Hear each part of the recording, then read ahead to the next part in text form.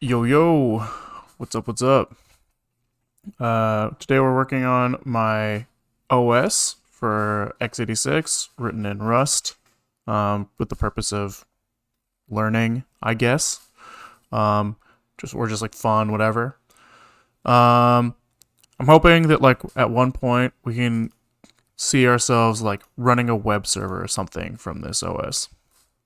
Right now, it doesn't really do much. It loads. It has a memory allocator. It has logs. It has tests.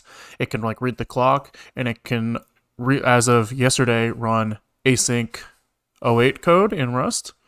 So here we can like spin up a demo, and here he's like logging to the serial console as well as to the VGA you saw there, and he is like written to the clock.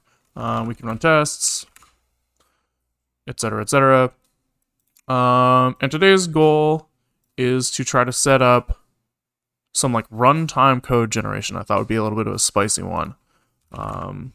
So why would I want to do that?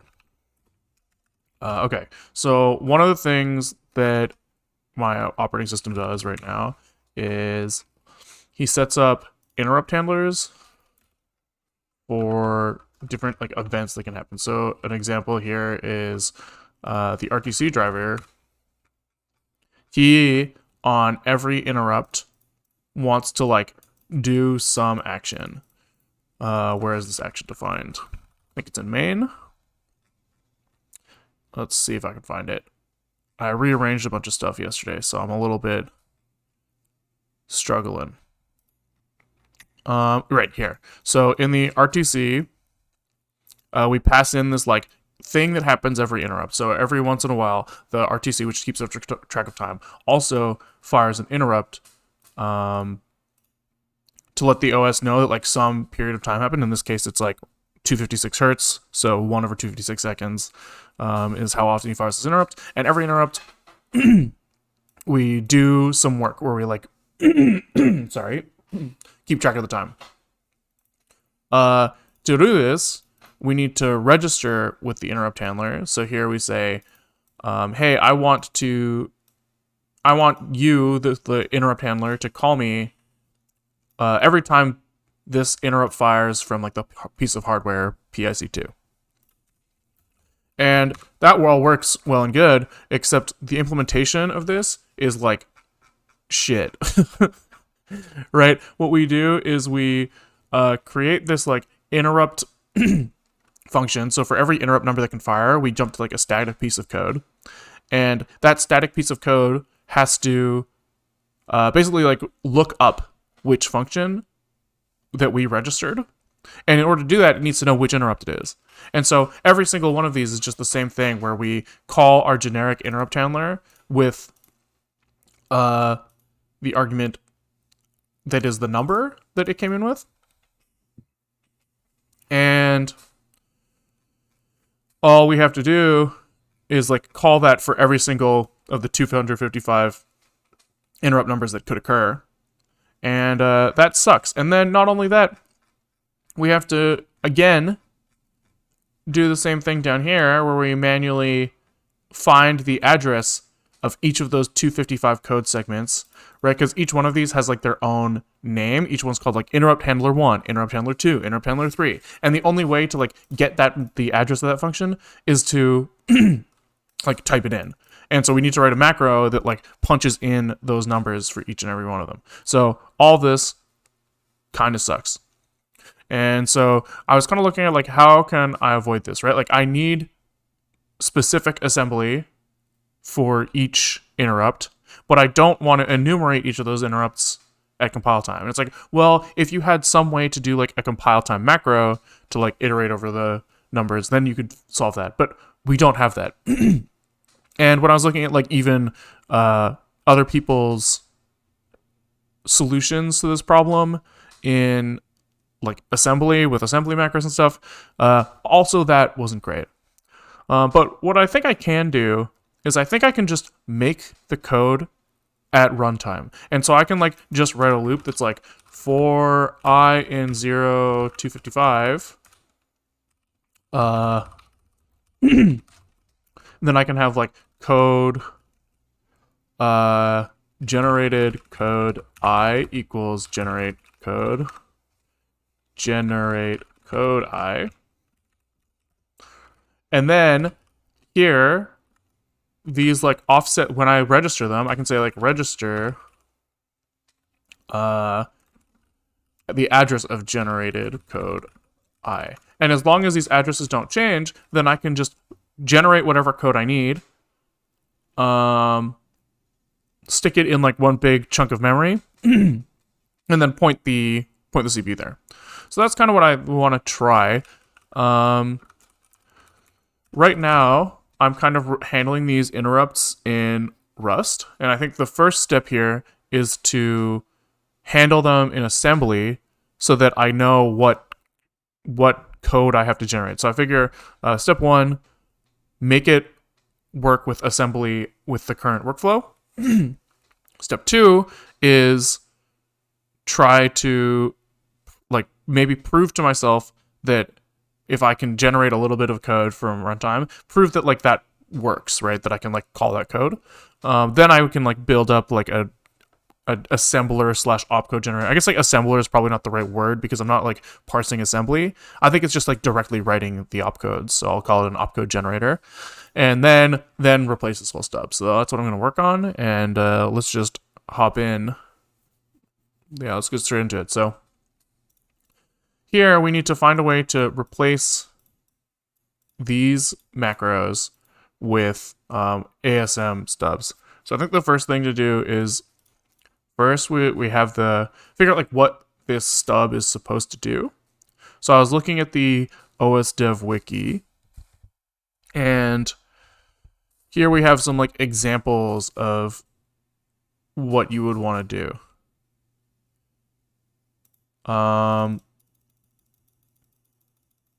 Right, so here it's pretty straightforward, right?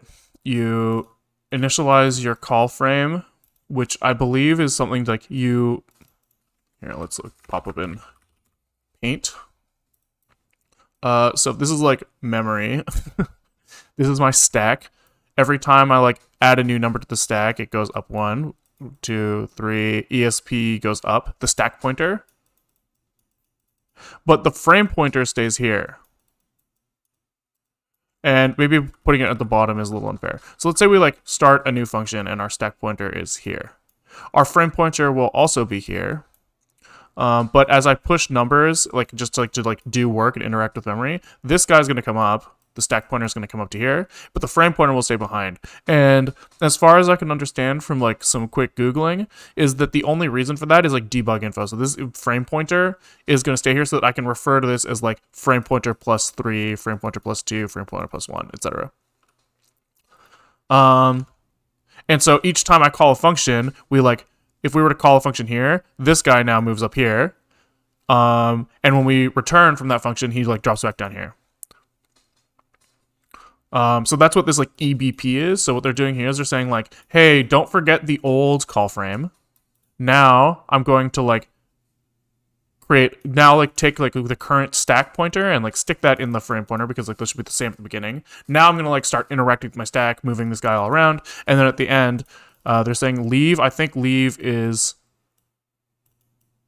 probably an instruction that resets the stack pointer to the frame pointer and sets up the old frame pointer. Let's check. Leave x86.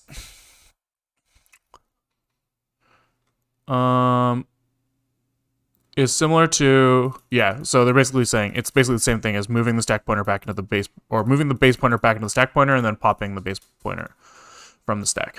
Easy. The fact that they type ret here is kind of confusing to me. I would think that it should be iret. That's probably a mistake. Oh, this cannot work. The compiler doesn't understand what's going on. Oh, so they're just saying that this is like wrong. Oops. They're saying, I still am not convinced that it's wrong, but we'll have to think about that. Here they're saying you don't have, like, I was a little confused reading these earlier actually, why the examples don't have this like call frame initialization stuff. I don't know if it's because maybe when the interrupt runs, it automatically sets up the stack pointer and frame pointer for you. Maybe that would be okay. When the CPU calls the interrupt handlers, the CPU pushes these values onto the stack in this order: E flag, CS, EIP. So I would suspect that you still have to set up your call frame if you're going to use, if you're going to like call a normal function. Because if I look at like the x86 calling convention, it's like the stack and frame pointers are supposed to be cleaned up by the caller. So we have the same thing here where we like push stuff onto the stack, we call our callee, and then we like restore our state. So maybe what they're assuming here is, I think I saw somewhere, static. Yeah, they're saying like I think maybe the assumption in this interrupt service routine wiki page is that you're just going to use static variables because you can't have like inputs to the function. And if you use local variables, you must set up the stack frame in a manner which the compiler expects, right? And so that's basically this stuff, and this stuff, and this leave, but without the red and replaced with ired, I think. So that's what we're gonna try here. So theoretically,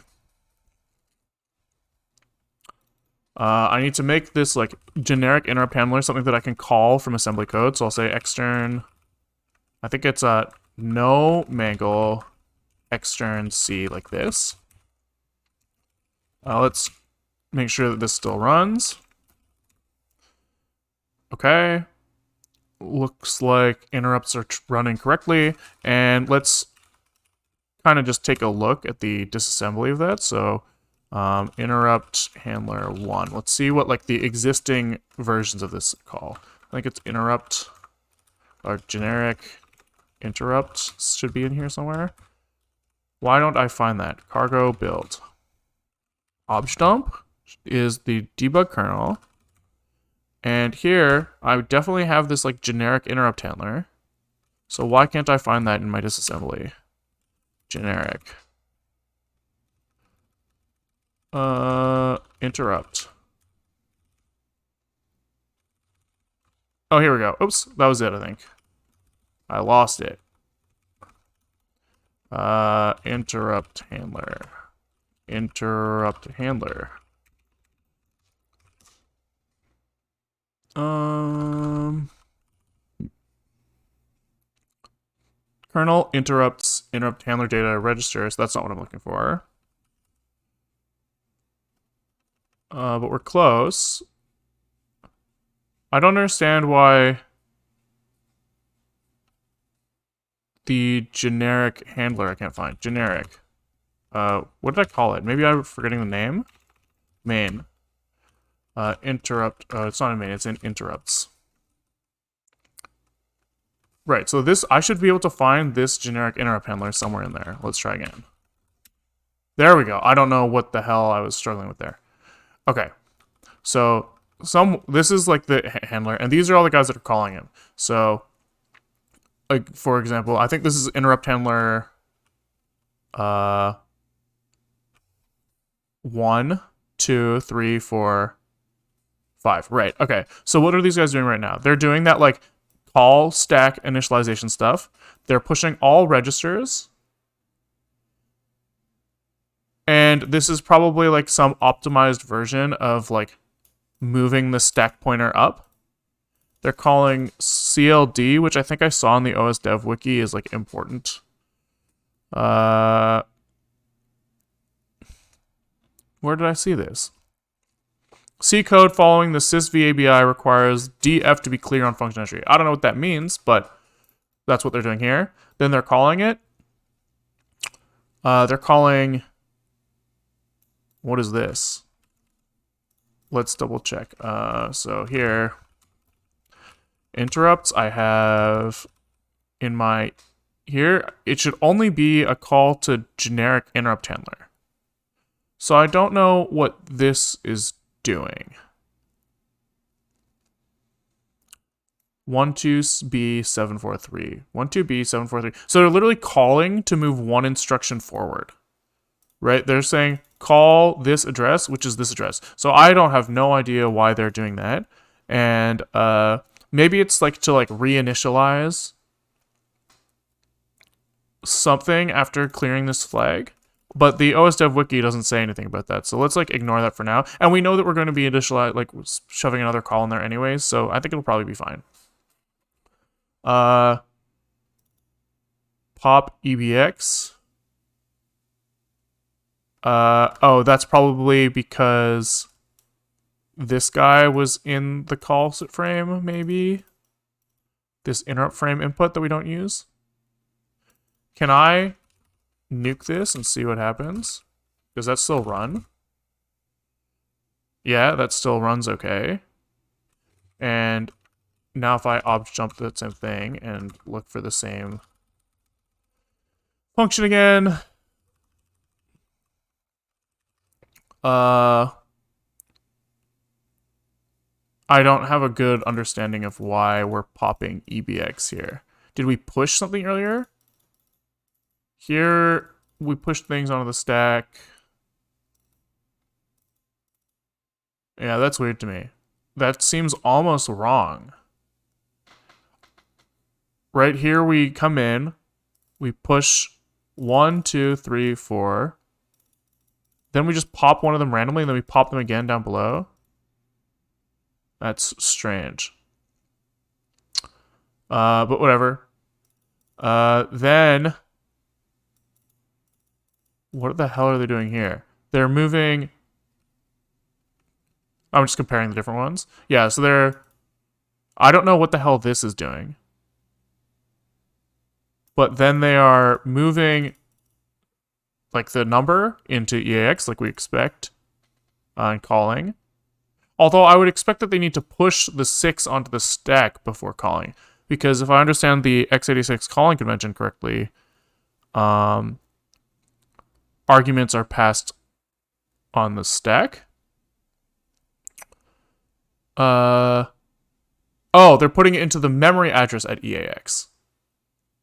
And which they've moved from ESP. So they're putting ESP into EAX. Okay, let's see if the like release version of this makes more sense, because I think there might be some like suboptimal code in there. So let's try this. Let's see if all versions of this look the same. This does look the same. Okay, so they're moving the interrupt number into the value at EAX, where the value at EAX is the stack pointer. Don't understand what the fuck this EBX stuff is. But that's fine. And then they call the interrupt handler. This might have something to do with. No, I don't have a good answer for that. I think so. Let's try skipping this stuff that we don't understand. Most of this I do see like does seem to be doing something sane and like we would expect, right? And we can probably. Yeah, let's just give her a run and see what happens. So here we should be able to do core. I think it's global ASM is the macro to just like shove some assembly in here. And we want to probably pass in the number, so num equals num, and this is going to come in a we can't pass in arguments here, I don't think. Let's say we're going to do this with AT&T syntax, and let's disable the vast majority of these for now, just so that we can only see one error when it goes wrong. So, back. Here we go. Comment all that out. And let's see what happens if we just start writing the assembly for this. So, push EBP seems reasonable. We're initializing our call frame. Move ESP into EBP also seems reasonable. Then I would assume that push AD, which is like a shorthand version of this, if I understand correctly. Pop AD, I read, and then we also have to pop EBP, I think. Okay, so here we put the old frame pointer on the stack. We set up our new frame pointer with the current stack pointer. We store our registers in the stack pointer. We pop them off, and then we pop the old frame pointer back, and then we do like an interrupt return. Which means that here I should just be able to say push num. So here I probably have to like actually interrupt this string a couple times, and I probably have to do some like bullshit Rust stuff like concat. There's a macro to like combine two strings. Rust combine strings macro. Concat. Concat. So the idea here is that for each one of these macro invocations, I'm going to like swap in the number. But for now, actually, let's just maybe we hard code it for now and try to figure out the like intricacies of Rust macros later. Oh, actually, you know what? It's fine. Oh, and you can punch in numbers in there too. That's sick. Okay, so let's do concat this with this. Okay, so we push the number, and then we have to call generic interrupt handler.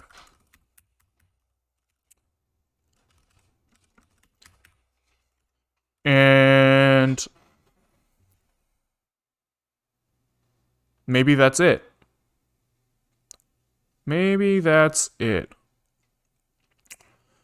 I guess we have to pop this off the stack. So I think that that's just sub ESP4 or something. Right, we've pushed this number here, and we need to move our stack pointer back after our function is done. And hopefully that's it.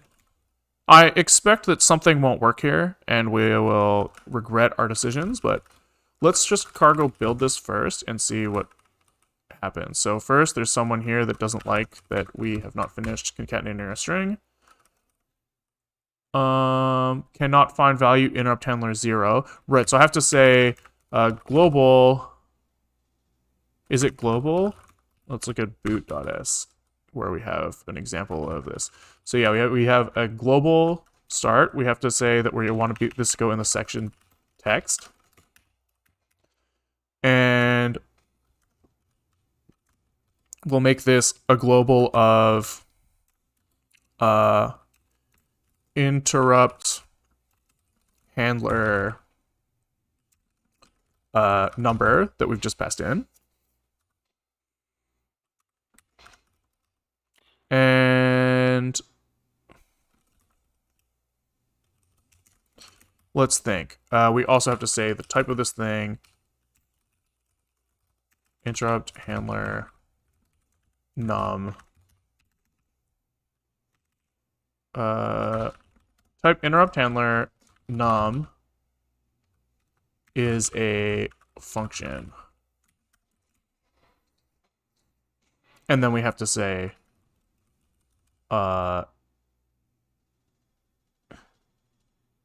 interrupt handler with like set the label. So that's like this.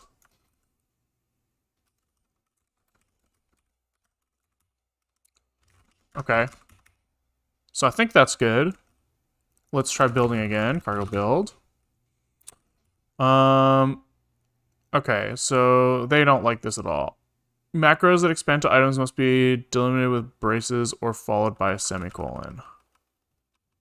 Sure. Now what doesn't he like? Global ASM. Cannot find macro global ASM in this code. So we could say use core arch ASM global ASM 91. This macro failed because of this. And here he's mad about something. 77. I think it's like this. Little syntax mishap. So now they're saying that they can't find interrupt handler 0. So now what I need to do is I also have to say that this symbol is defined externally, so probably this, where I say in an extern block there is a function called interrupt handler with the thing applied, so I need to use this like paste macro again. So this is a function interrupt handler num, and he takes in nothing and returns nothing. It doesn't really matter. Okay, so we're getting closer. So we've accidentally not put a space here, and we've missed some new lines like this. He doesn't like the push AD instruction, which I thought was valid. Why not? Push invalid instruction mnemonic push AD. Invalid instruction push AD. And this is Rust. Oh, here we go. This is similar. G++ uses the 16-bit version push A. GCC inline assembly push AD. Push A. GCC use AT, so AD is the Intel convention. We need to use AL for AT&T syntax. Great, so push AL, pop AL. Okay, so that builds. And let's kind of see what this looks like. So here we have a push EBP, and we move the stack pointer into it, and then we push our interrupt number, call the handler, sub out, pop. So that looks like maybe hand wavy correct, maybe. I guess the only thing we can do now is try it. So let's just get crazy here and uncomment all of these. And uncomment all of these, and we'll see how fucked our system gets when we try to run it. I expect very fucked. Cargo run. Okay. So nothing's happening.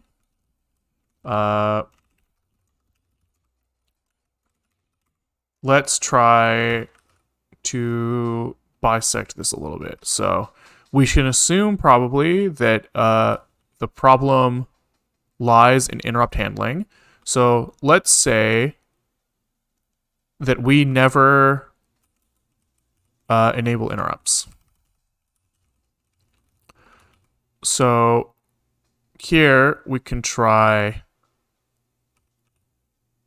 Ooh, this gets a little tricky. This gets a little tricky because our printing code became asynchronous recently. And that asynchronous code requires interrupts to run. So how can I debug this? If I look at our printing here, the only one that requires it is, hold on. Let's find it. Actually, theoretically, the interrupts firing never actually matters. Let's just see what happens if I write. Oops, that's not what I wanted. I wanted to delete inside these brackets, and I want to say async print line hello. And I want to do that before we enable interrupts. Cargo run.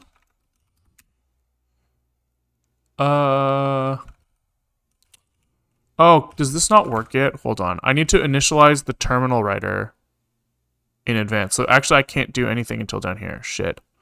Okay,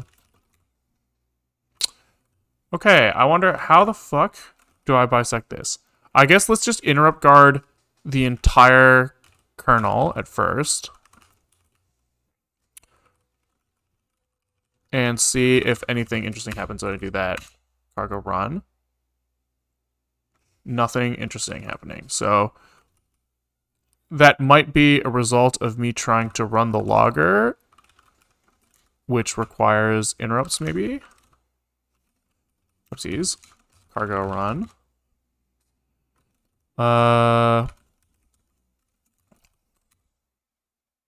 Okay, nothing's happening. I guess what I should do is I should see how much printing I can get out without interrupts before I fucked everything up with my runtime code generation, which is almost certainly not working. So let's check out a new branch called like runtime code gen. And we'll commit a test, like a temporary commit in here. And we'll check out master and we'll run.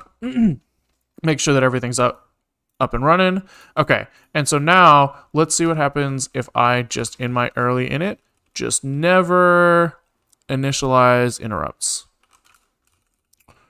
So here we take this out, here we take this out. Or I guess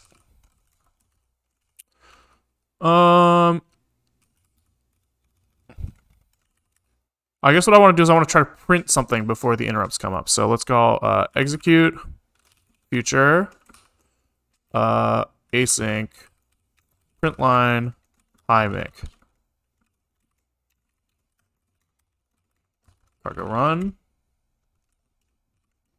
What doesn't he like there? What doesn't he like? Macro print line is likely invalid in expression context. Why? Do I need to put a semicolon after? I do.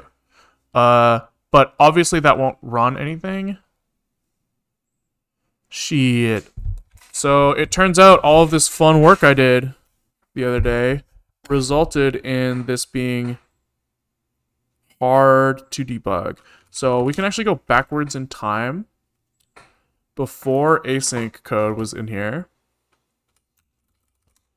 And so we can check out the runtime code branch.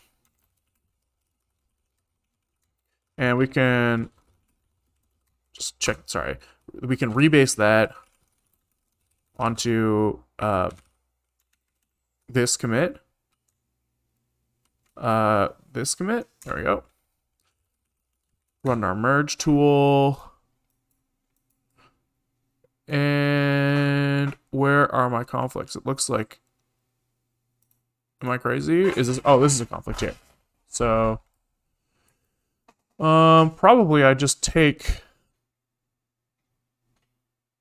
remote here. This is taking local.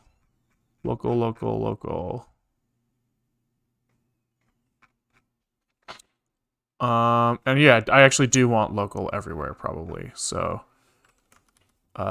where merge choose B everywhere on main probably is fine.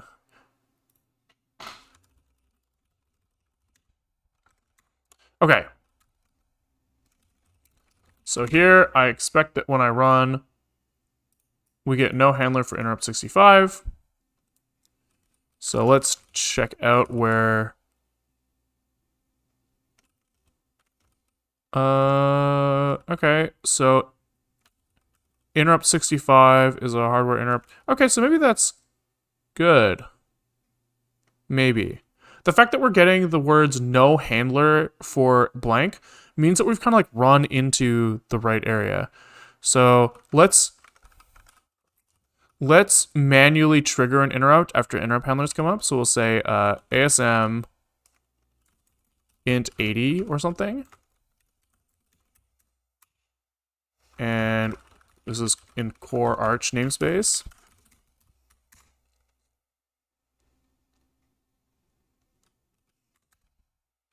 And let's make sure that all interrupts are actually masked. So who registers interrupts here? Where am I in history here?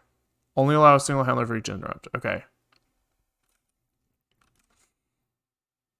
Okay. So generic. Let's see. Where do I want to go here? I want to look at the interrupts. And I want to make sure that interrupts are disabled. And when I register, I'll just disable the code that unmasks them. Just temporarily, just for peace of mind. Print line, hi, mic, before and after our interrupt to make sure what's happening. Okay, so the fact that interrupt 80 thinks he's interrupt 57 is a little concerning. What about 81? What does he think? 231. Okay, so something weird is happening here where I thought the calling convention was I just put stuff on the stack and it gets it, but the fact that it's working like this means that I don't understand correctly. Because I want to see no handler for interrupt 80. So let's look at our generic interrupt handler.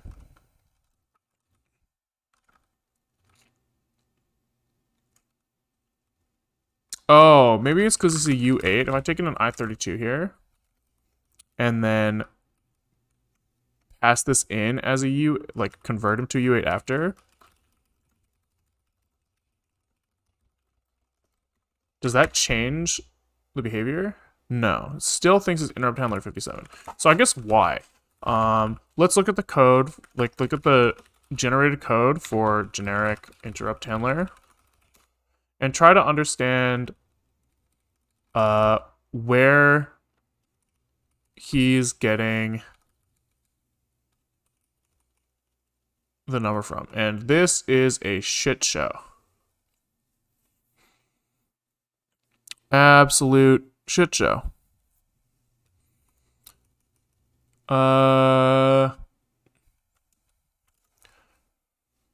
Okay. Let's look at the calling conventions again. So this is pretty clearly push number, call, and callie gets him.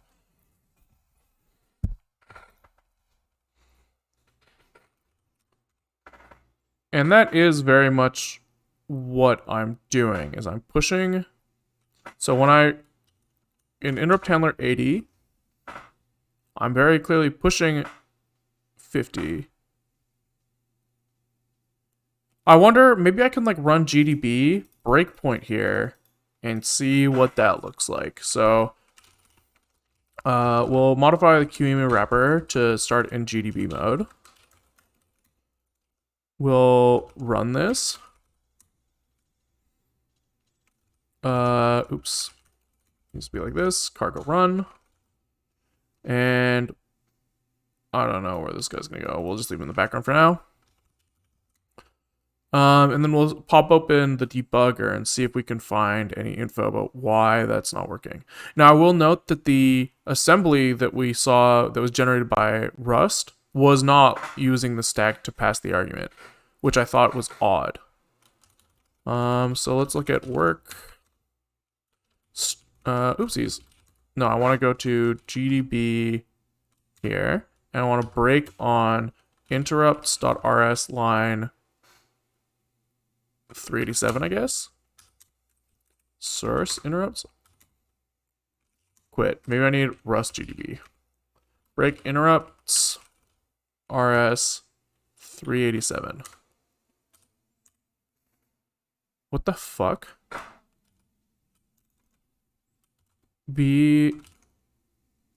Why the fuck is this not working? Main rs 84. So main works. Interrupts rs 388. No source file. Why the fuck not? Can other files, are they all broken? Can I break on like bit manipulation.rs?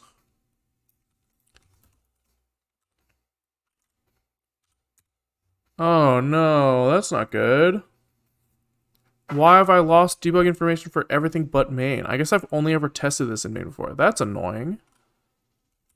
Okay, well, let's try going into... Oh god, that's annoying. B logger init. Logger init not defined. B... Oh, info symbols, maybe? Symbols. Help info. What's the way for me to just, like, list my functions? Info... Functions. Info functions. Okay, so it does know about some files.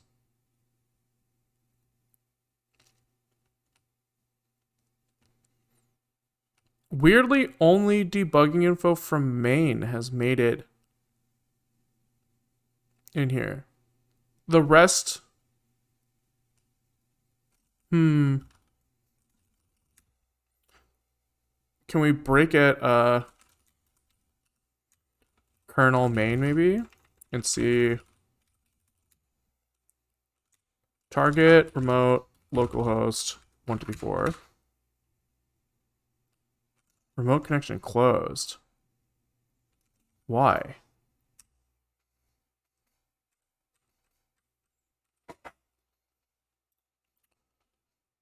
B main RS LAN 62.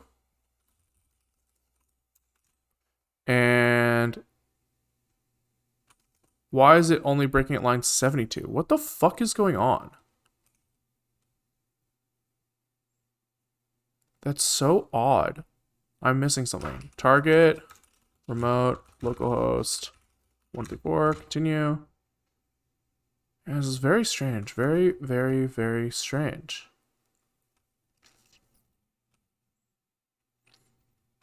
I'd like to debug this better. Let's try git checkout. Okay, we'll add, we'll commit, and then we will check out a couple back, rebuild it, and then we'll be kernel main. Yeah, it thinks it's at line 19.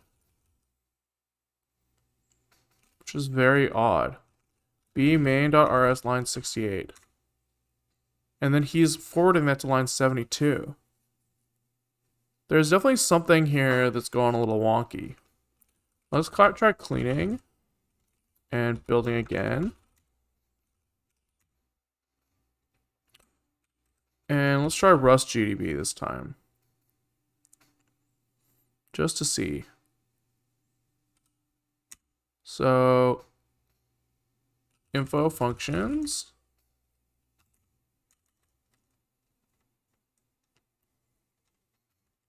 We see a lot of like stood stuff. And we do have kernel main. Like, why are all of these such weird lines? Like, first of all, these aren't in main. And they haven't been for a long time. I suspect there's something broken here. Which is, let's just delete everything in here and cargo build again. Because something about this just isn't right. It must be like slurping up old debug info that isn't around anymore or something. And using that incorrectly.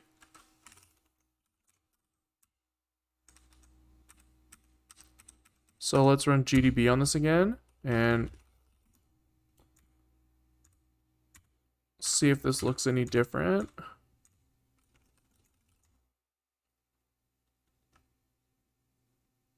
What the fuck? So I guess, like, this function doesn't exist. There's some caching going on or something.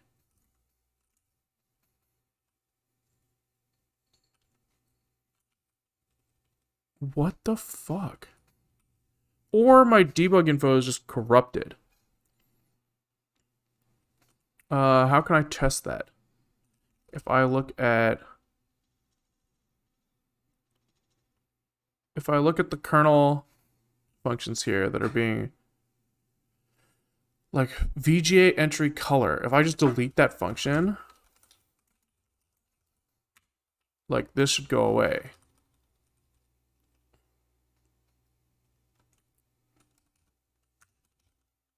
And let's just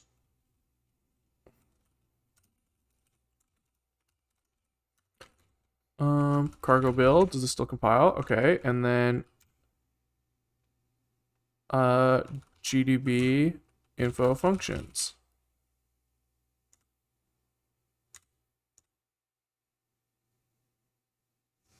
The fact that this is still here is like someone somewhere's fucking cached something. I hate this. Where, like, where could this possibly be? Well, it can't be. Let's remove target completely. Cargo build. I wonder if like GDB is caching it somewhere, like in like GDB or something. No.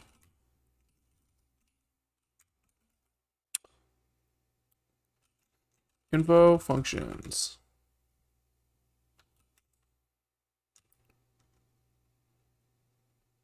This is so fucking weird.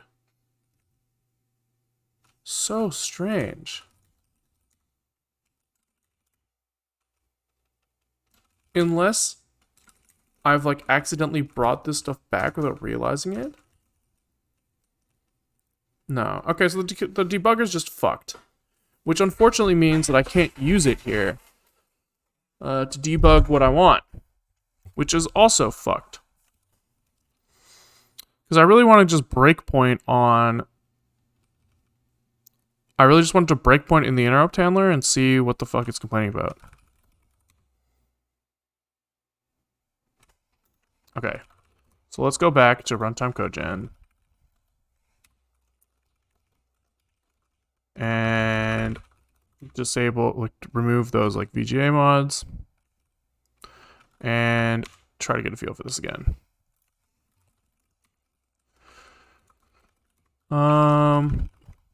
So we do have prints. And it's definitely confused. And let's see if we can try to gather some sort of like intuition about this. 255. 0. Yeah, nothing really makes sense here. Unless... Oh, fuck. I bet you I know what it is. Since the numbers are changing, but they're not changing reliably, I'll bet you that I've accidentally forgot to fucking put this $sign here, which says, please use this number, not the, like if I use naked numbers in ATT assembly, it uses the memory address there, not the actual number that I tried to put in there. So here now I'm saying, I'm getting the right number here now. I wrote interrupt 27, and it's saying no interrupt handler for 27. I say 28, and it says 28. Very good, very good. Okay, so now let's see if we're turning from these right. So right now we're in our generic handler. We are trying to read from these. But let's just return immediately, just to see if we can like return from these interrupts safely. So here it's looking like the fact that we don't come back from the interrupt after is a bad sign. We did forget to run that CLD command. And let's just try a couple things here. So, what do I think is the problem here. So let's try not calling the handler at all. The idea being that the idea is we need to see if our like our stack is in the right state after. And let's just double check. So that doesn't work. And let's double check what happens. I think the stack is supposed to grow that way, but I'm not sure. Okay, so both of these are broken. And let's try doing nothing in here, but a simple iret. So we won't do any of this. We'll just say, return please. And that works correctly. So we know now that like something that we're doing in between here is not right. So let's see if the push, if we just remove everything in between here. So anything related to like our coordination of interrupt number. Taking that away fixes it all, which is a good sign. So it's somewhere in here is where we're having problems. And we know that if we remove this call, it's still fine. So it must be this. Yes, so we're fucking up our stack coordination, our stack somehow here. So we push this number, and then we immediately subtract it back from ESP, but maybe this is the wrong syntax for this. It should be an add here, they're saying. Remove call arguments from the frame, so 12 times 4. Or 3 times 4 is 12 here, so instead of subtracting from the ESP, I should be adding to it, and maybe now we should start seeing... We still don't see it come back. Okay. Oh, maybe I forgot to restore the old stack pointer. In fact, I can just do it like this. Move EBP into ESP. Maybe that's a saner way to do this. And they still don't like that, and probably because here I need to go after all the hops. Okay, that's odd. So it is just this push instruction is fucking stuff up? But I don't understand why.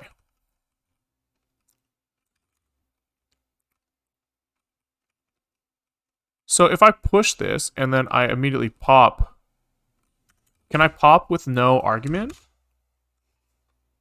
No, he needs a register. So let's just pop him into like EAX or something. So why does pop into EAX fix this, but pop just subtracting the stack pointer doesn't, or adding to the stack pointer? Because I would think that those are equivalent. I would think that those are equivalent. So let's look at the pop instruction. What does he do? Bump, bump, bump, bump, bump, bump. Increment stack pointer. Aha. So depending on the type, he'll increment the stack pointer by n bits. And so I guess it depends on which version of the like immediate how do I say this? Which version of push he's using. So let's obj dump again and take a look. And here he's using push 0, 0. And so how does he know? 6A is 0, 0. So that's, let's look at the push instruction here. Element of P, Q, R, S. Element of push, push, push. Here we go. So when I push an immediate, I am using opcode 6A00, which is push an immediate 8. And does that change how much the stack pointer is incremented by? If the source operand is immediate size less than operand size, assign extended values pushed onto the stack. Okay.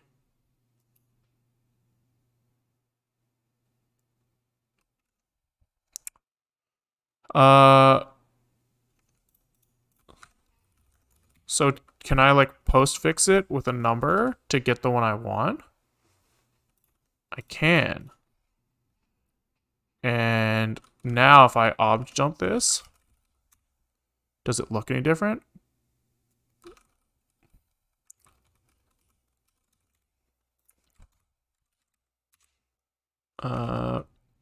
What is it? Push. What are the postfix in push D in ATT syntax? ATT command postfix length. There's like some way for me to describe exactly which version, W, L, Q, or T. Where what do the different ones mean? Here, B, word, L, long. Okay, so here if I say push B, I should see a different opcode probably. Invalid, he doesn't like push B. Okay, so the fact that I'm saying push L for a 32-bit makes sense, and the fact that that's running is a good sign. So the question is, why the fuck is pop EAX different than sub ESP4?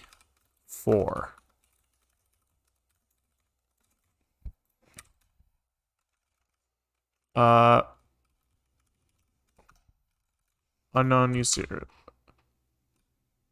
Invalid operand for instruction.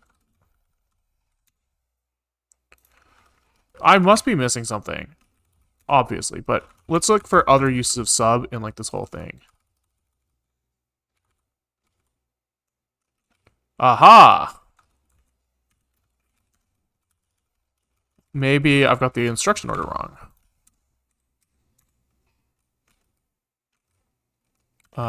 Okay, instruction. Ooh, what doesn't he like now? So that got a lot closer, but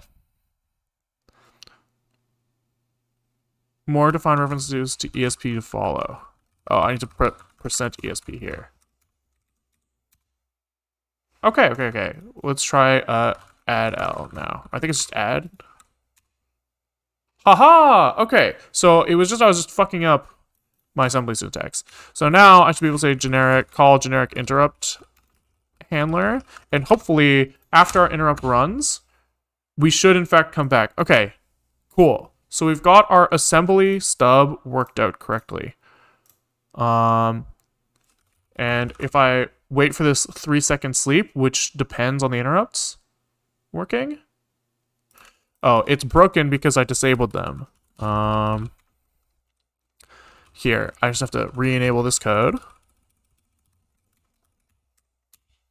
And hopefully wait for 3 seconds and it shuts down. No. Odd. Can we go back into main and let's see if we can like find... does this guy return early or something?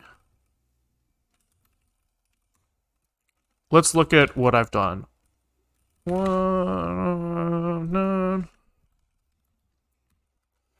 Okay, so I've replaced this assembly, which is what I wanted. And all of... Okay, so everything... Oh, I'm not running the interrupt handler. That would do it. Generic interrupt handler here. This guy needs to get rid of this early return. And now, hopefully, I get no handler for interrupt 28, so that's good. And I can turn this off. Run again. And hopefully now after 3 seconds, it shuts down. Okay, perfect. So we now have an assembly stub that is doing what we want. So now we can say that this part is done. We have integrated the assembly stub. Very cool. So we can commit this and we can say stubbed assembly IRQ loading working. That's super sick. Super sick. So now we actually we know what we need to generate, right? If we look at this global ASM. This is the code that we need to generate. And if we look at the obj dump, we can actually look at exactly what bytes those are, right? And we can tell that the only thing that's changing across all of these is every single one of these is the same, except which number is being pushed is changing. And that seems to just be a raw byte after the 6A here. So I bet you if we now we take this here and we generate that at runtime, like we just take those numbers and we shove them in, we could say, I bet you that it would work. So let's try it. So first we need some like location of memory to write all of this to. But first let's just make a function that says function generate interrupt stub. And we just paste this shit in here and we start trying to pull out just the numbers. So here we align all these guys. We delete everything after this. Before this, we delete everything here. We then just put all these in sequence. And we prefix these with 0x's everywhere. So Rust knows that they're hex. And then we just need to know which byte is the one that we wanted to insert. And it's this one. So all we have to do is split these into two chunks and say like, let const chunk start, we'll call it, is this. And const end is this. Does this compile? I do need to put commas between here, so we'll just say, how do we do this? QQE this word. There we go. There we go. We'll let Vim do the work for us, and I'll just spam this button. Okay, does he like that? He needs the type, so this is just I32 or U8 5, and can I say please figure out the length for me? I hope so, because it's stupid if not. Wow, I actually have to specify the length? That's so dumb. Okay.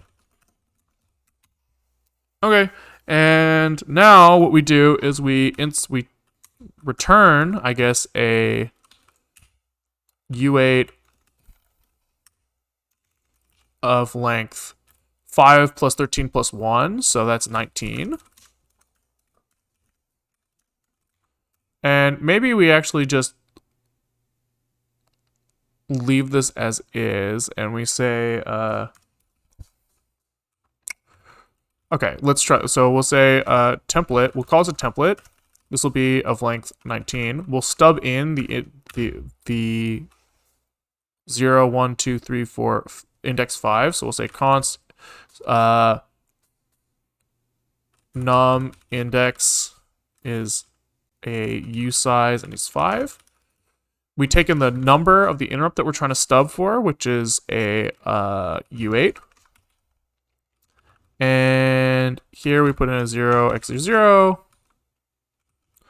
And here we go like this. There we go. Okay. So now we can say let ret equal template clone, I think. And ret num index is num and return ret. Does that compile? It sure does, baby. Okay. So now what we have to do is I guess we should store where we got this from. We'll just copy paste this guy. Copy paste. And then we just comment this out.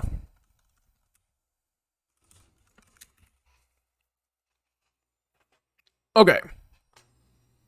Oh, fuck. That call to generic interrupt handler has to be stubbed into. Fuck!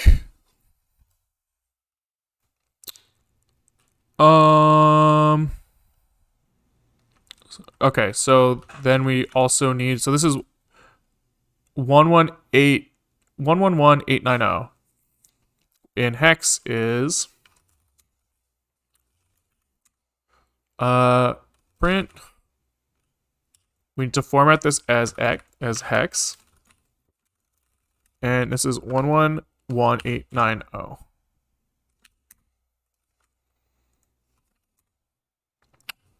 One B 512. No, I don't see those numbers in here at all. Oh, we're gonna have to do some figure out how to encode this call instruction too.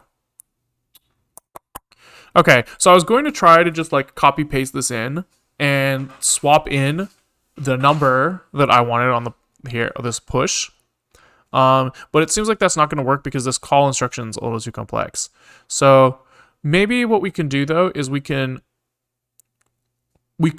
create a version of our stub that doesn't call the generic interrupt handler and just prove that it runs.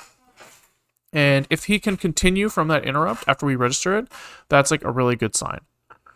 So, and that's what I want to do. Prove runtime generated code is runnable. So let's just start by just pointing to iret. Right? If we just said iret, I think that this would continue working. So let's try that. So in this, we can just write iret. But we need to create the function still, so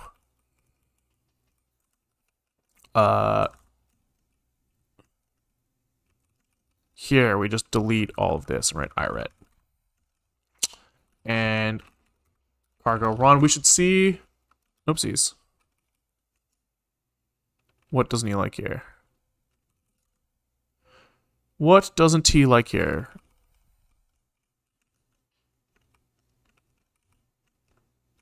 Oh, it's because I deleted the concat. My bad. My bad. Okay, so if we just run iret, and then we go back to main and we execute an interrupt somewhere, the fact that the rest of this runs indicates that just writing iret is a valid strategy here. So here we will create an address in code that has a CF there. And I think we can just do this. We can just say static what can we call this? We can just call this iret val is a U8 and he is XerxCF. So if we can get the interrupt to jump to the location of this value in memory, it should just immediately bounce back, right? And so let's try to prove that out. So here, where we define our interrupt handlers, instead of trying to get them to go to the interrupt handler, we can just say, iret,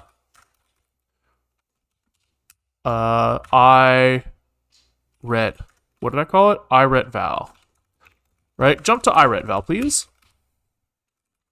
And let's see if he likes that. He does not like that because I need to do a little extra casting.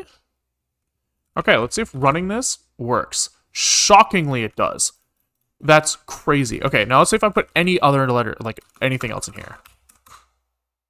Yeah, it breaks. So that's really cool. So we now know, we've confirmed that we can, in fact, execute instructions that are in, writable memory. And that makes sense because our memory model that we've set up previously says that all RAM is both usable as code. See, like we have like this limit of like from byte 0 to like the end of memory. This is like our code segment, and our data segment is just like an overlapping region that's the same. That's fucking sick. Fucking sick. Okay. Now we've proven to ourselves that we can do this. We know that we have like the code that we need to generate, and we have how do I say this? We've proven that we can write to this. So what would be nice, I guess, is so we have this like code here, and what I was gonna do is gonna generate like an opcode generator to try to like say like, oh, insert a push, then insert a move, then insert a push A, then insert a move. But maybe what I can do first is if I can get this call instruction to not be relative. I'm looking at these and I'm seeing like these calls they're calling the same address, but the opcodes are different. And I presume because this is like a relative call. So if I can coerce this into giving like an absolute call,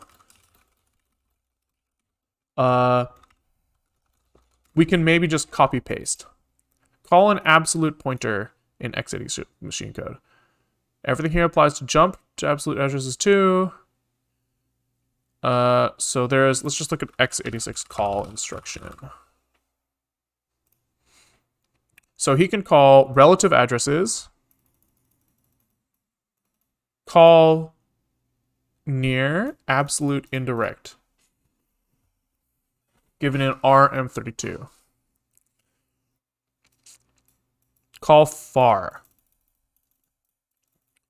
So I think that we were looking for this call far syntax. So let's see if we can get AT&T syntax call far.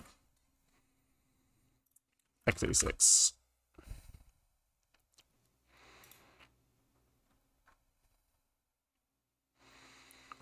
I guess it's because I need to like pass this as a pointer argument or something. Call.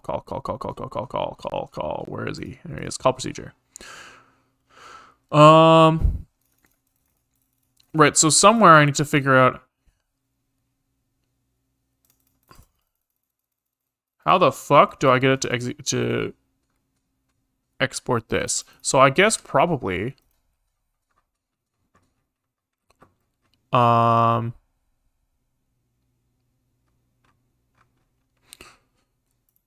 generic interrupt. So how do I say this? Assembly force far call x86.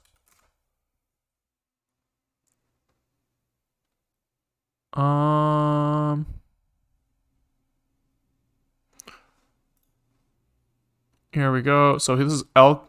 How do I do the far call? So he's just written L call here. Where do I find that? L call x86. How do I like know that this exists? Right? Because if I look at this, I don't think I see L call. That doesn't show up in here at all. So how do they know? Because like the x86 instruction reference is like different than the GCC assembly reference, I assume, right?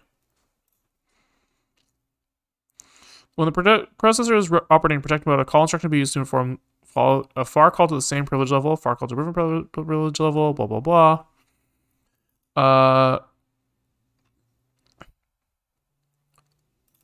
Yeah, I don't know how to like get the assembler to issue a far call. Assembler far call. GCC maybe.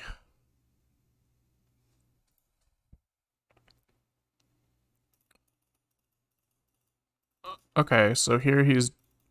Oh, maybe I just forced the far call with the like segment offset thing.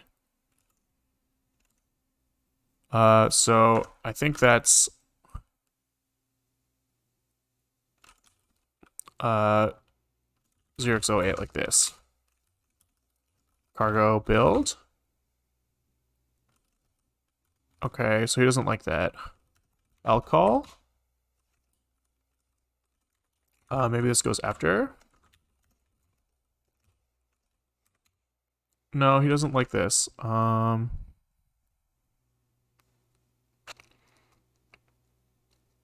Call Where is my GDT? I've done this like far jump before. And I can't remember here. I said here is 2 addresses. So maybe the problem is that since I don't know the address of the interrupt handler, it won't let me.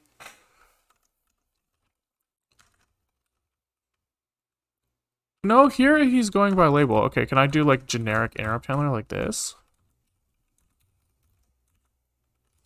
Maybe I need to pass him as like a value like that. Ah, okay, that works. And let's see if that looks any different here. So here I should have interrupt handler. What the fuck? Oh, because I'm using iretval here. So here, let's go back to the old offset, which was like this. It's a interrupt handler num as an as a u32 cargo run. So that is doing something, and let's see what this looks like. So he's calling lcall to this exact address. Nice. Okay, so I probably can just copy paste this, and now all I need to do is, this is, let's see if I can figure out where this is. This is 80 1A 11 00080. Right, so here, this is just a big endian? Little endian. Little endian encoded address of the function. Which means that I can, in fact, just copy paste this now. So this is since this is no longer relative, it's consistent between functions, and now all I have to do is like fix up that one thing. So iretval. Here we have our stub. Like this. And now we can just copy paste the parts we care about. So we have this, delete this, and we now delete anything that isn't part of the instructions. And we do the same thing we did before, where we join all these together and stick some 0x's in front of them and a comma. Wah, wah. Okay. And so now we just have to make sure that we get these indexes right. So the interrupt number index is still 0, 1, 2, 3, 4, 5. And the function adder index is 0, 1, 2, 3, 4, 5, 6, 7.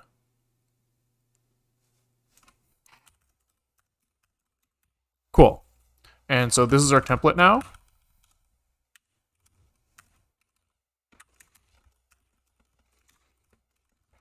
And then we just have to inject the function address. So function generic handler.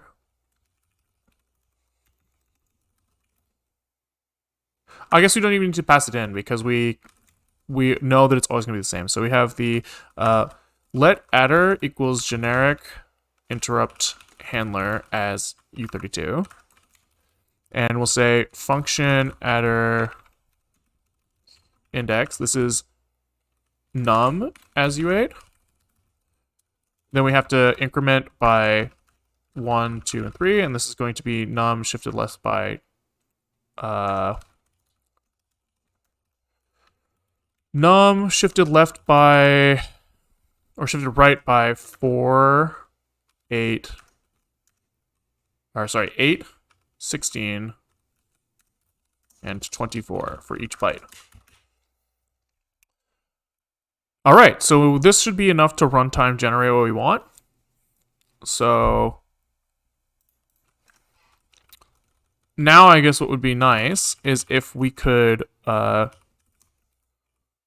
call this function, print it out, and then use that printed version, feed that into the disassembler to like prove that it's right. So let's just do this. Print line red. And somewhere we'll just call this, right? We'll just say in like initialization, generate interrupt stub, cargo run. And we'll make this for like 20. And this, since it's no longer 19 because we regenerated this with a long jump, which is a little longer. And here, this should also be a 21. I attempted to right shift by this, which should overflow. So this num. Oh, it's because I'm trying to do num here instead of adder. Oops, adder. Ooh, close one. Okay, so now we have our code here. And we can like write this into a file and then use objdump to disassemble it. So let's pop open Python and we'll say with open test.bin and write binary write mode. As we'll just say f equals this. F.write. And I think I can just paste this in. Byte select object is required, not a list. So can I convert this list to bytes? Python list to bytes. Oh, that's easy. Okay. So hex dump test.bin, and this should look a little bit like what we saw on the right here. 55, 89, E5, solid, and so I think it's objdump. There's like a way to like objdump binary. Objdump binary file. Disassembling a flat binary. Here we go. Objdump binary test.bin. And help. We just specify the architecture. Which is just -m x86 or i36. Okay. Okay. So what do we have here? We have a push EBP, a move the stack pointer, push A, push the number 14 hex, which I believe is what we punched in. Then we have this lcall to this address, which we'll have to double check is in fact the address of the generic interrupt handler. So let's just copy paste this over. And it must be because we're seeing it a lot of times. Nice. And then we see an add of 4 to the stack pointer, which is the same here. Pop, move, solid. Okay. So this generated code is what we expected. So that means now all we have to do is find a way to like get this code into static memory and call it, and then we can like point it there. So if we say static interrupt, or we'll call this the ISRs, is a vec of U821, right? So this is well, an interrupt guarded, so I can edit it. So the idea is that we will initialize this vector with chunks of memory. We'll point our interrupt handlers to each point area of memory here, and then when we jump there, it should be good to go. So we'll say this is interrupt guarded new vec new.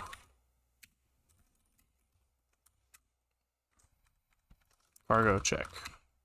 I guess we don't want this to be a vector because we don't want these to change. So we'll just say that this is a, this is repeated 255 times. And can we just say like, can we initialize these to be null? Slice, Rust initialize array with zeros. I think that I just go 0, 21, 255. Cargo check. Oh, yeah, nice. Okay. So this is interrupt guarded new. Yeah, nice. Okay. So now in my initialization somewhere, I can say for I in 0 to 255, generate inert stub I and insert it into element I here. And he didn't quite like that, so I'll just say as you wait. Cool. And then I can say for I in 0, 255, I can just take this code that used to be an insert gate descriptor, and I think I can just do this here. Oops. Which then I have to insert into the table.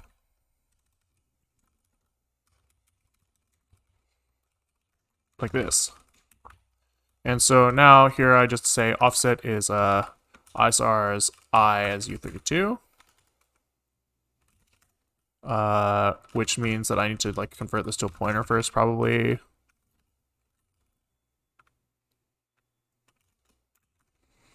Right, something like this. Cargo check. So he doesn't like that I didn't lock this.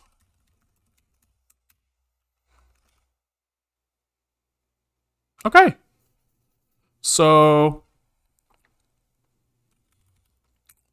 I think this works. So now let's just delete all of this like ugly, nasty code. All these macros. There's eating up my life. And somewhere else, I have to delete all of these guys. And I can delete this now.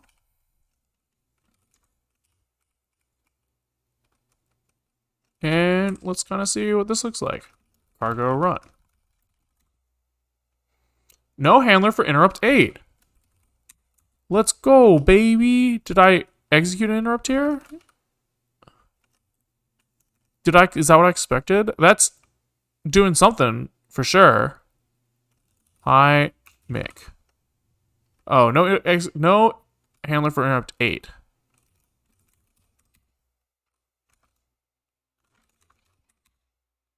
Hi. Hi, Mick. Hi, Yosh. That's me. So there it says 8 again. 10. Oh, probably because I probably generate interrupt stub I as u8. So why is this always coming out to be 8? The fact that it's always claiming to be interrupt 8 is odd, no matter what I type there.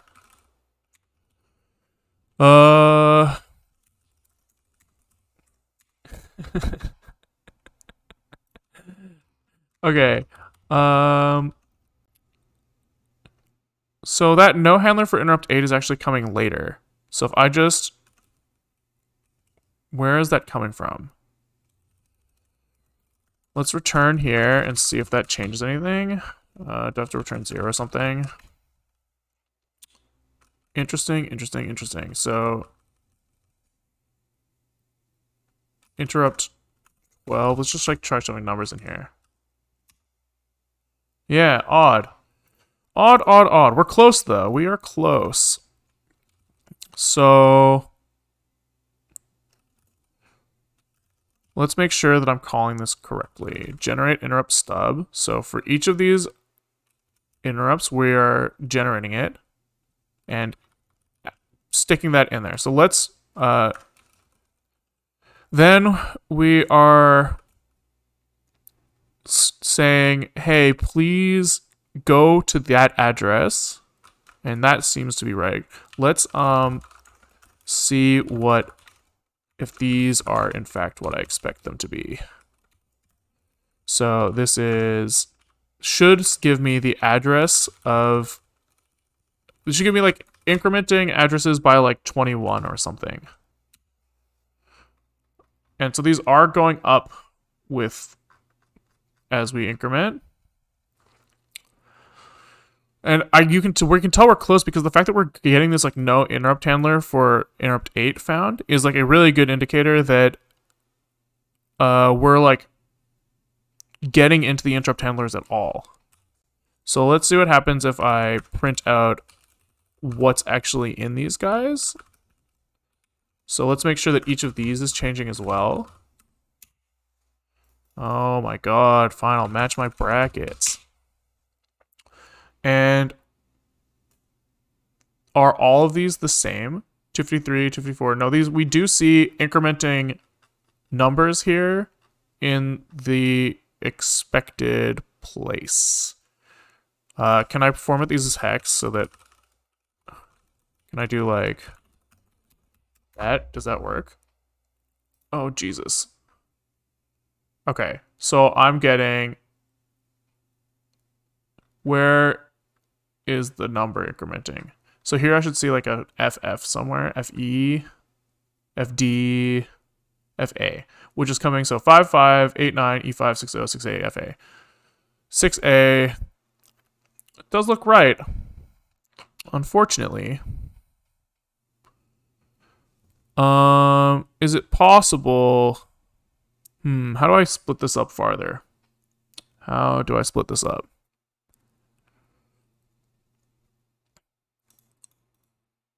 I'm struggling. So the fact that we're in the interrupt handler at all, let's look at generic interrupt handler here and see if we can like print out something interesting here. So print line interrupt number. Okay, so we need to disable this nasty debug print that I just had, which is over here. Yeah, so why? Why is it getting that 8? It's like every single interrupt vector is like registered to the same one.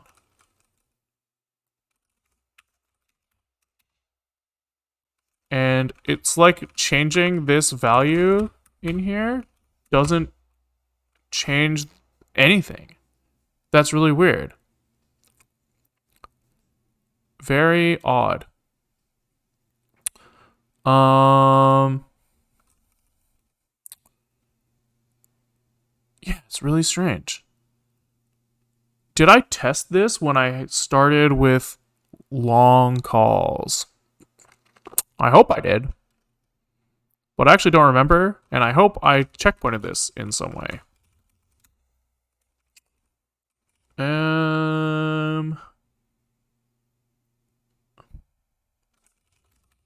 What's my Git look like? Okay, so my Git looks like the interrupt handler code is still there. I deleted this. I added this. Oh, yo. Rough stuff. Okay. I think I just have to go back and check. Yeah, I just have to go back and try with lcall manually, which sucks, but whatever. No error interrupt handler. So this still exists, and we'll just create this no error interrupt handler again. No error interrupt handler, and we'll make one for like 99 or something. And we should see if we, instead of generating here, if we just use interrupt handler 99 as a U32 for all of these, we should see no handler for interrupt 99, but he's saying no handler for interrupt 8 again.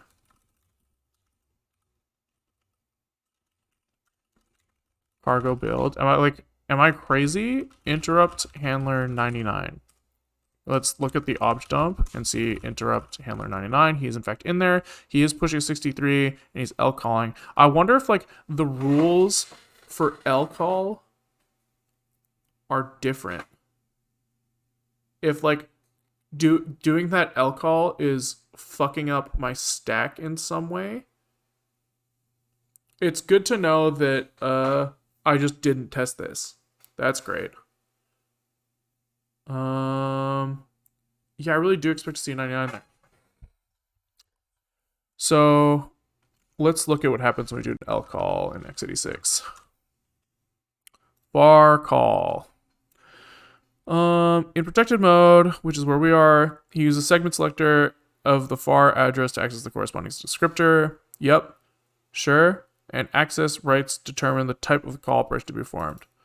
If the selected descriptors for a code segment of var code to the code segment of the same privilege level is performed, great. A var call to the same privilege level in protected mode is very similar to the one carried in real or virtual. Target operand specifies an absolute address far away. Yep. The operand size determines the size of the offset. The new code. A call gate can also be used to perform a for. Okay. So what happens to the stack? The segment selector, blah, blah, blah. Target operand can specify the call gate segment. Yeah, interprivilege. So it's not interprivilege.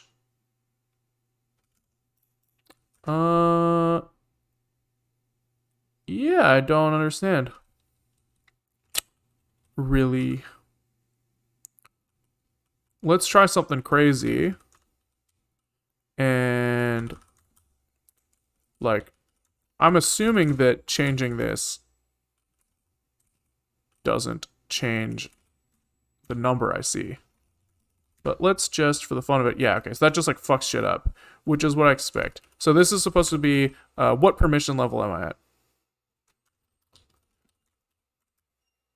It is very odd to me that like, just, like this is what's supposed to get passed in as an argument. So it must be that the long call is fucking with me here. It must be, right? Like if I do this, I should see 10. And I change this now to like 32, and I should see 32 in here. Yeah. So the fact that it changes when I L call is very odd. So let's look up L call arguments on stack x86. Someone's got to have like struggled with this before. Var call, I guess. Blah, blah, blah. This isn't helpful. Var call ESP x86. Oy. Stack pointer. For a near call, absolute and absolute offset, blah, blah, blah. When accessing an absolute offset directly using stack pointer, the base value is used. Here we go. So note that when using a call gate to perform a var call, no stack switch occurs. On the new stack, the processor pushes the segment selector and stack pointer for the calling procedures stack, an optional set of parameters from the calling procedures stack, and blah, blah, blah. The segment selector and stack pointer. So do I just have to like go back farther? Does it like fuck up? Call gate, target operand specifies segment selector. Oy. So is... I must be missing something. That sucks. That sucks. I wonder if I could like pass it in a register instead, just temporarily. to see if that helps, right? I could just stick this number into like the return register from the call just to see. Let's just see. So we'll move num into EAX or something. And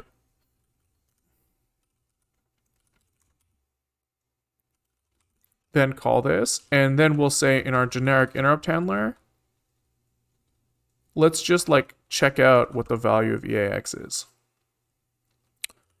So I think I can just run like core arch ASM and move EAX into some register and say that register is here. So I say out, I think it's like out reg ret or something like that. And then I say that this is options ATT syntax. And let interrupt, or then we'll just print line ret and see what happens. Here, let's call this interrupt number. Cargo check. Does that build even? No. Oh, because this is called interrupt number.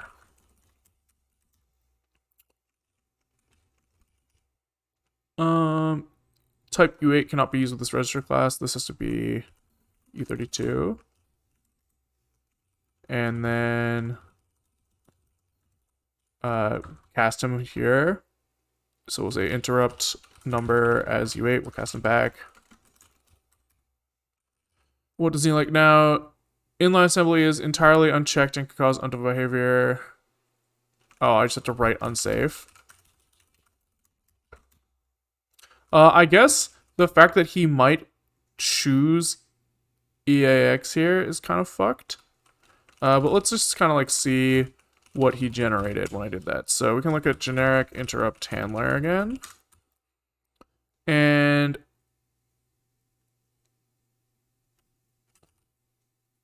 somewhere I was kind of hoping I would see this like move EAX in here.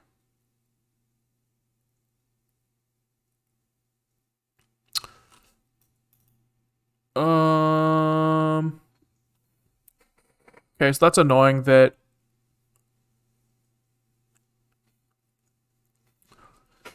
let's think.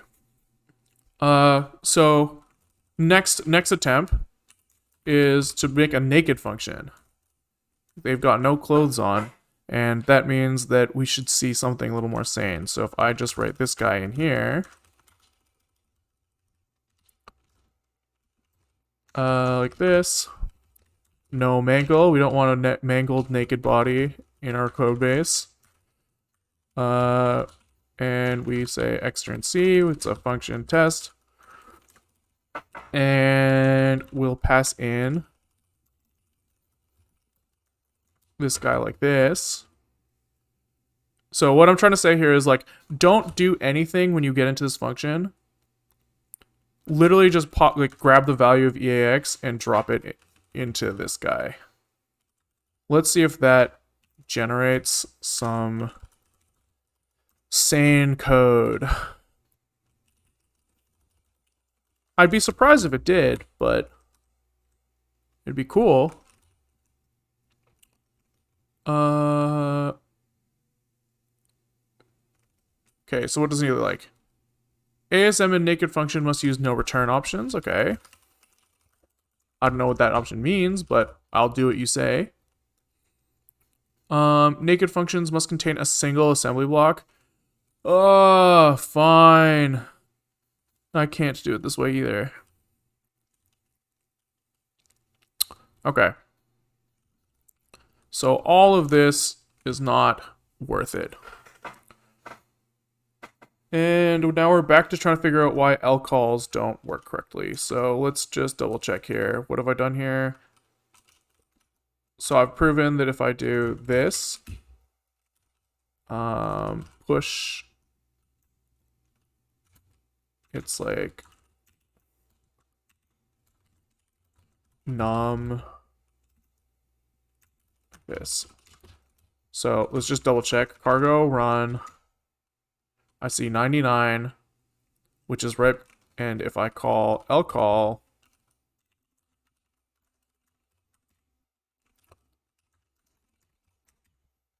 I see 8. We're back. Okay. Oy. So it must have to do with like stack switching. It must. Because we see when I did this, I wonder if I can like run a jump to a place that does like a relative call or something. Does that make sense? Probably not. I was really hoping I wouldn't have to figure out this like relative instruction encoding. But I guess I have to. Or I can do some reading and try to understand this a little better. So maybe that's what I'll do is reading on stream is pretty rough. So I think I'm probably just going to do some more research into like why the fuck this lcall isn't working. And I'll come back in tomorrow and see if that gets us anywhere. So thanks for tuning in. Sorry we didn't get to the end. But we can continue on tomorrow. Thanks for watching. Catch you on the next one. Bye.